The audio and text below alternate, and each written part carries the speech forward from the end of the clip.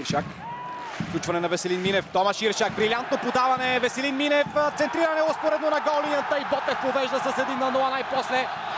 В 54-та минута блестяща триходова комбинация. Завършва с гол на Мариан Огнянов, а той попада в прегръдките на своите съотборници. Станимир Стоилов и Сеид Ибраимов ликуват също и 10 000 по трибуните. Ботев стана 1-0. Атаката на Ботев беше от изключителна класа. От подаването на Томаш Иршак зад гърба на бранител, хубавото включване на Веселин Минев, ниското прострелно подаване успоредно на гол линията и за Мариан Огнянов остана най-лесното да подложи крак на опразнената врата и да изведе Ботев напред срещу Астана. Отново никаква засада на Веселин Минев. Прецизно подаване и Мариан Огнянов засече паса на своя капитан, за да даде предимство на българския отбор. А това е удара преди малко на Тодор Неделев. Само няколко минути по-късно Ботев поведе. Астана е и в намален състав. Какво нещо е футбола, дами и господа. Малко по-рано в матча имаше възможност Фокси да се разпише. Брилянтна намеса на Адам Стаховяк. А ето, че сега, след 54 минути, Мариан Огнянов дава предимство на Ботев. 2-0 вече общия резултат.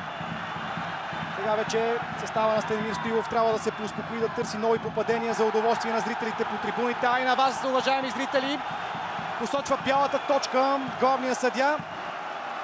Това трябва да е Дуспа за нарушение срещу Тодор Неделев. Чуди се Марат Шахметов.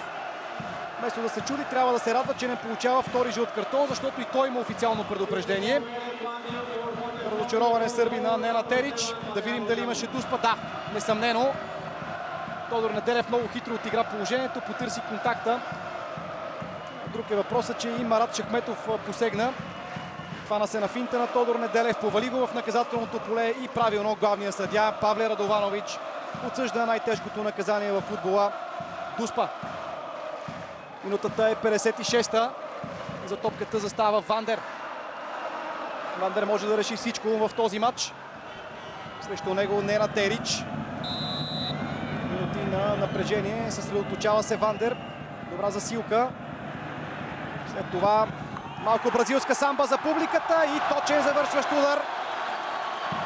2-0 за Ботев Пловдив срещу Астана. Всичко вече е ясно. Трябва да се случи чудо, за да отпадне български отбор.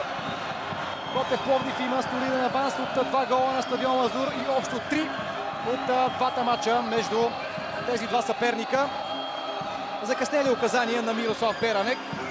Каквото и да говори специалиста, вече е прекалено късно. Добре финтира Вандер, вратаря на Астана, прати го в обратния ъгъл и насочи топката в ляво на неговата врата. 2-0 за Ботев Пловдив.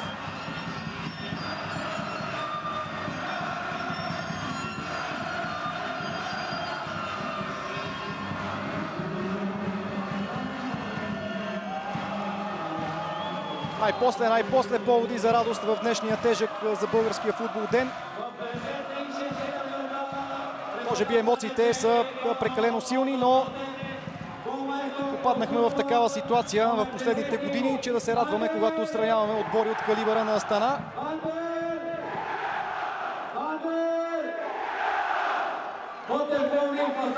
Вандер. Сега вече е далеч по-лесно, има празни пространства, нещо, което нямаше през първото по време. Вандер пробива през центъра, опит за подаване зад гърба на защитата, възможност за удар, вратаря отбие, получи се рикошет в гърдата и 3-0. Само за 7-8 минути Ботев Пловдив нанесе своя тежък удар срещу Астана. Тодор Неделев прави преднината на пловдивчани класическа. Станимир Стоилов е щастлив, а няма как да е иначе. А Астана е на колене.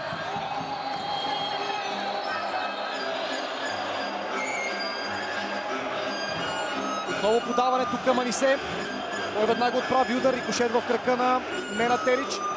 Топката се спря в страничната града, но при добавката просто нямаше прошка.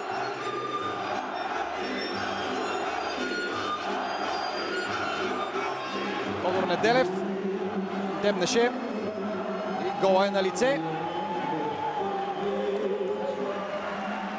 Ето го футболистът с номер 8.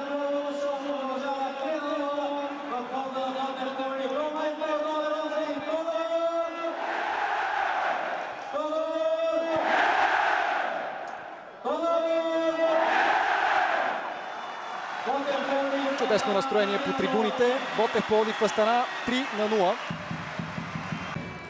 Мариан Огнянов умее да изпълнява добре преки свободни удари. Точно той си залага топката и се засилва. Изстрел на Огнянов и добра намеса на Ерич. Добре завъртя топката над стената Мариан Огнянов, а не на Терич. Сърбина под рамката на Астана има някакви претенции към стената.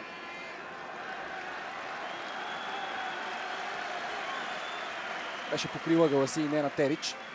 Успя да избие с две ръце. Заучено положение. Топката е върната назад. О, колко красив момент в срещата. Шут от воле на Тодор Неделев и пак Нена Терич спасява. Правят каквото си пожелаят футболистите на Ботев Пловдив. За удоволствие както на нас, така и на своите фенове.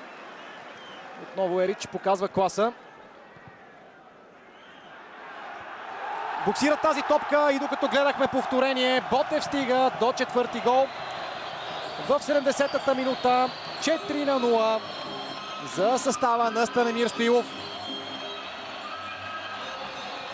Направи каквото можа Нена Терич, но футбол е колективен спорт. Не може вратаря да спасява положение след положение, когато защитата бездейства.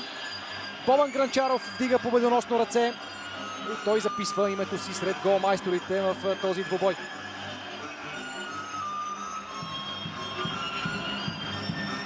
Отново положението, като центриране към далечната града. Бобан Гранчаров се извиси във въздуха и надскочи с лекота. Валерий Коробкин. Нена Терич не мръдна. Естествено, вратаря не може да бъде винен от толкова близка дистанция. Трудно може да реагира по какъвто и да било начин. Йордан Христов.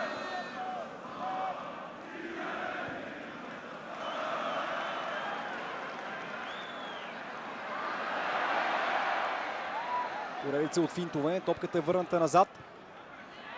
Отлично двойно подаване и 5-0. Блестяща атака на Ботев Пловдив. Великолепно изпълнение на Тодор Неделев. Двойното подаване беше завършено с точен изстрел на Тошко Неделев. И в 74-та минута Ботев прави преднината си разгромна 5-0 за българския отбор. Браво, браво на Тодор Неделев. Страхотно включване на Младока. Вижте още веднъж. Прекрасно двойно подаване между Тодор Неделев и Мариан Огнянов. Техничен удар с вътрешната част на ходилото в близкия ъгъл на Нена Терич. Ето го и изпълнителният продуцент на TV7 Николай Бареков. Изявен Бутевиш с шалче в ръце. С номер 5 в игра Кирил Пасичник. Кирил Пасичник е защитник. Явно Мирослав Беранек не иска нещата да добият катастрофални измерения за неговия отбор.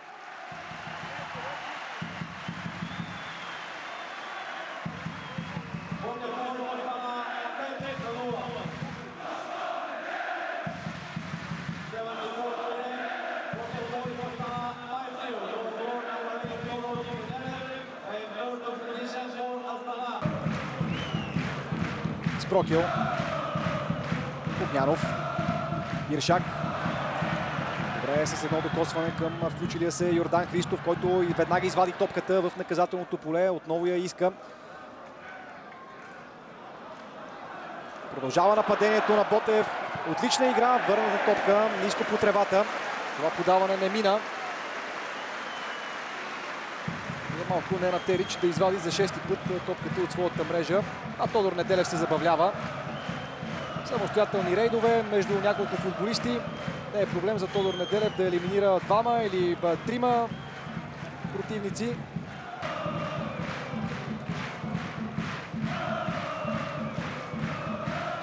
Феновете на Ботев предвкусват празненствата след очертаващия се успех.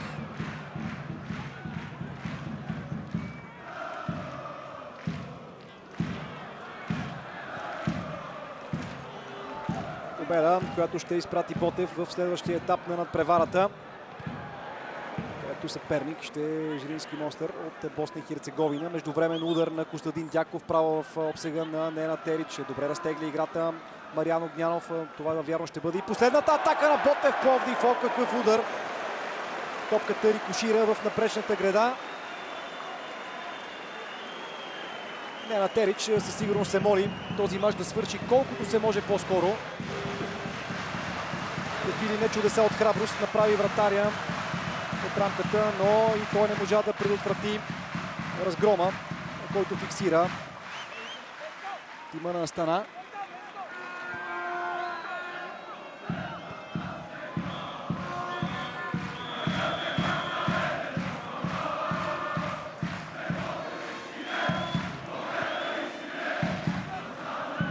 Костадин Дяков.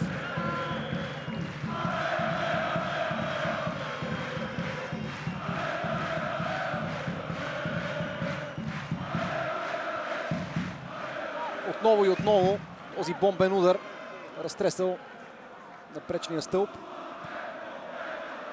Луис Педро. Ядосва се Тодор Неделев, беше съвсем сам. На добра позиция Луис Педро не го видя или не пожела да му подаде. Това няма никакво значение, защото Ботев Пловдив елиминира Астана.